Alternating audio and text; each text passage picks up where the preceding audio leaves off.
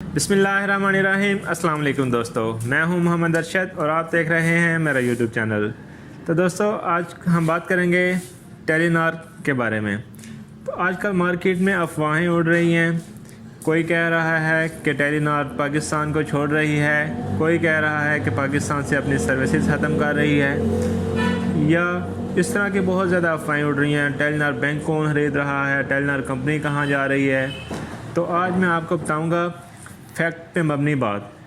तो बात कुछ यूँ है कि चंद रोज़ तकरीबन 1 साल हो गया है जैज़ और वारिद मर्ज हुए हैं।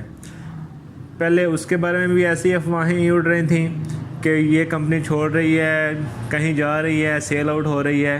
तो क्या हुआ, जैज़ और वारिद मर्ज हो गए हैं।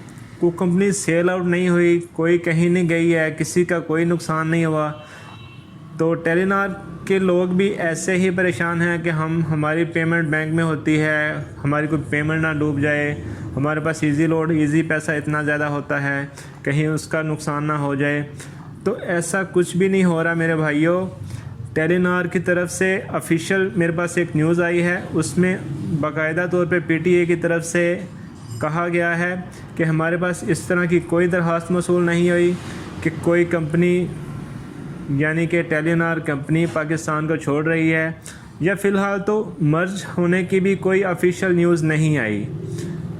लेकिन अगर हो भी जाती है तो ज़्यादा से ज़्यादा क्या होगा, किसी कंपनी के साथ मर्ज हो जाएगी, इसमें किसी का कोई नुकसान होने का अंदेशा नहीं है, ना ही किसी की कोई बैंक अमाउंट में कोई मसला होगा, ना ही किसी के इजी लोड इजी पैसा में कोई मसला होगा।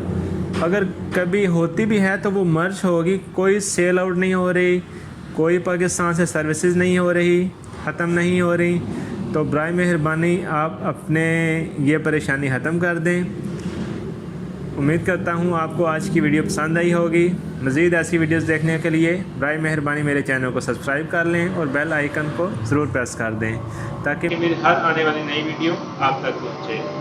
बहुत शुक्रिया। अल्लाह हाफ़िज़।